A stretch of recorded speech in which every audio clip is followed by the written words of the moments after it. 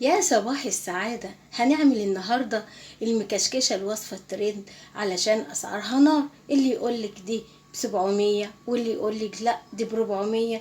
دي أرزاق وربنا يرزق الجميع، واللي معاه يدفع ويجيب، لكن احنا في البيوت عندنا مصروف ما نقدرش نهدره، فلازم نبقى شطار. والوصفة الترند نشوف طريقتها ونعملها بإمكانياتنا وبأقل التكاليف. اقل التكاليف، وهعملها لك دلوقتي بتكلفة اقل من 40 جنيه، وزي المحلات واحلى كمان. بس الاول نسمي الله ونصلي على رسول الله صلى الله عليه وسلم، ونشوف الطريقة مع بعض على طول.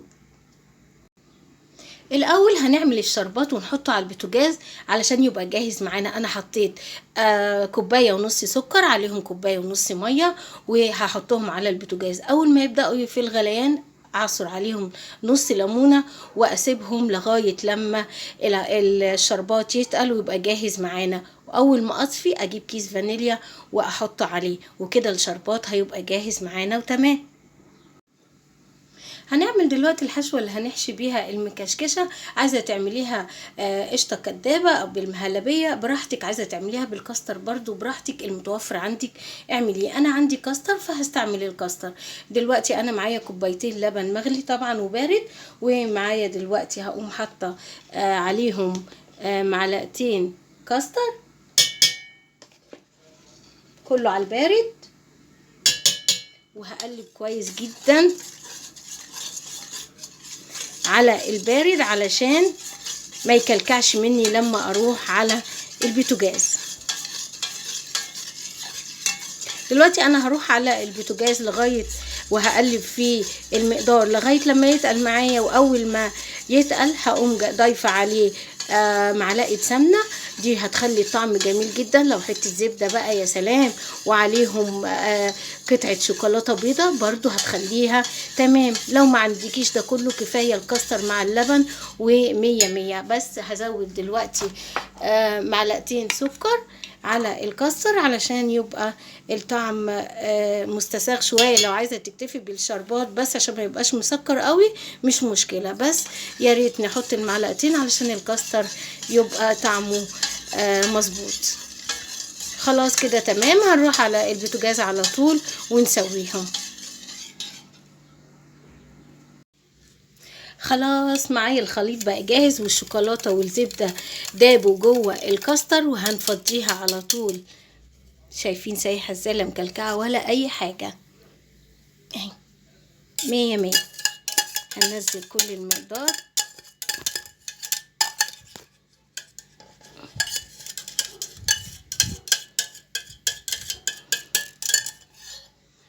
وعلى طول هنغطيه بكيس بلاستيك علشان ما يعملش معانا وش، وهنحطه في التلاجة لما نيجي نستخدمه. هنبتدي دلوقتي نشتغل في الجلاش. انا معايا الصينيه دهنتها بالسمنه في بالفرشه كده في كل جانب علشان طبعا ما تلزقش معانا، ومعايا هنا نص لفه الجلاش، النص التاني لفتها بالفوط عشان لما نستخدمها. ومعايا هنا السائل اللي هافرده على الجلاش ده، انا اعتمدته من ساعه ما جربته، ما بغيروش في اي نوع جلاش انا بعمله، سواء حلويات حوادق صواني اي حاجه بستخدم الخليط ده، اللي هو كوبايه لبن وكوبايه الا ربع سمنه، ومعاهم معلقه صغيره نشا ونص معلقه بيكنج باودر، وبدهن بيه بيخلي الجلاش معاكي مورق وجميل جدا. انا على طول بقى هبدا بفرد الجلاش في الصينيه. طبعا انا هاخد، لو معاكي حاجه متقطعه ابدأي بيها وما تخافيش. هفرد اهو على طول وادهن.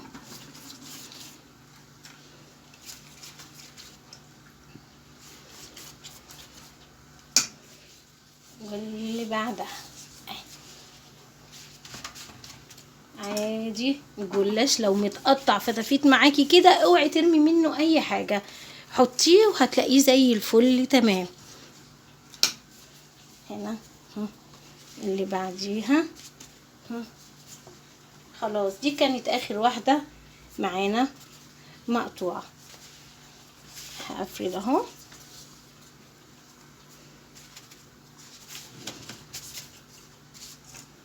وهدهن بالخليط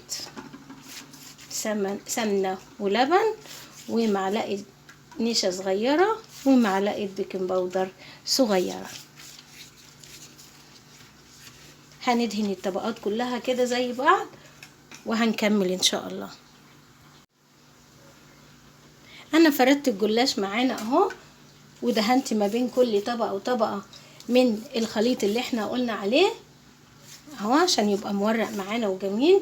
وجيت من كل جانب سبت شوية من ورقة الجلاش عشان لما اضيف الخليط اللي انا عملته ما يطلعش مننا، وهتنيه عليه قبل ما نعمل الدور المكشكش فوق الجلاش. هنكمل بقية الورق عادي خالص اهو.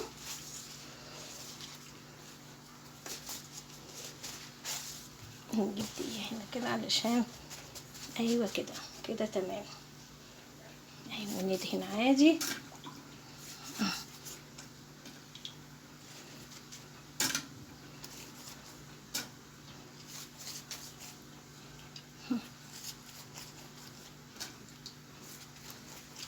هنروح نجيب الخليط بقى اللي هنحطه في النص وهنكمل مع بعض ان شاء الله.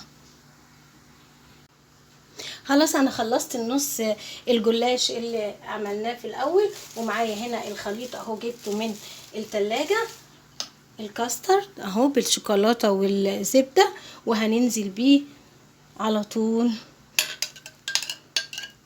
وهنفرده.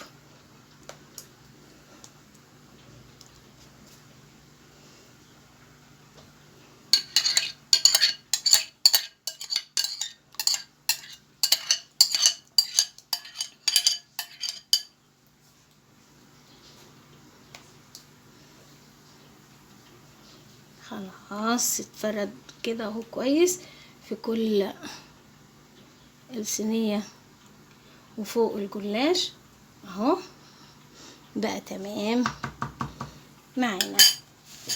هعمل ايه بقى؟ انا هقوم جايبه على طول الخليط اللي بندهن بيه اهو، وهدهن بيه الاحرف اللي احنا سايبينها في الجلاش اهو وهنتني. ليه عملنا كده؟ علشان الخليط ما يطلعش مننا لما نحط ونسويه في البوتاجاز ويتحرق معانا اهو. وجايبين بقى اللي بعديها اهي.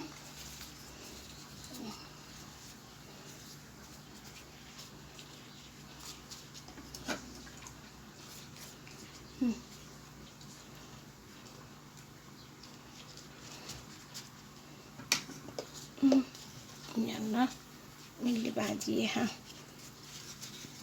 تمام. ودي كمان اهي. الصينية كده بقت جاهزة معانا ان احنا نكشكش الطبقة التانية ونجهز بالست المكشكشة.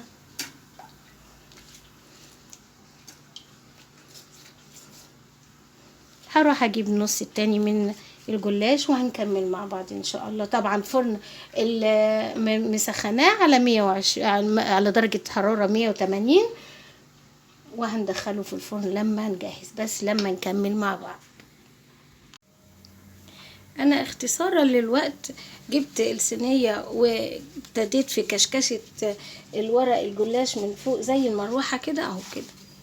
ضمي كده مع ايدي كلميه عادي خالص، ما فيهاش اي صعوبة، هتلاقيها اتكشكشت معاكي اهي.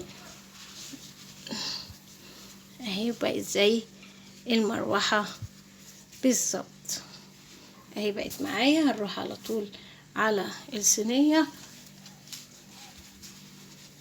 سوري اهي وهنحطها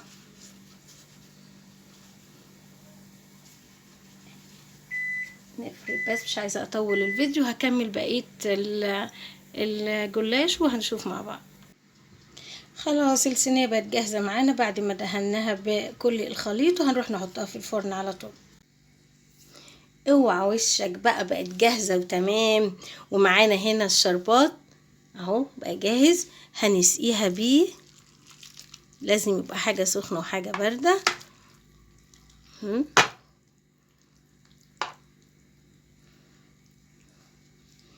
تمام، 100 100.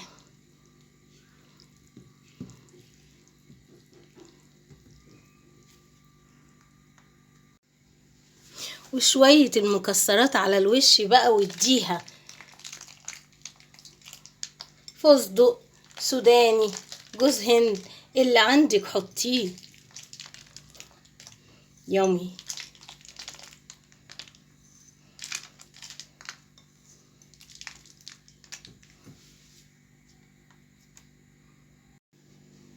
وادي المكشكشة بمنتهى البساطة وبأقل التكاليف. لا تكلفنا 400 ولا 500 ولا 600، كل الحكاية ما يجيش 40 جنيه، ونافسنا بيها أكبر المحلات. لايك واشتركي في القناة، واسعديني بأحلى تعليق. بحبكم في الله.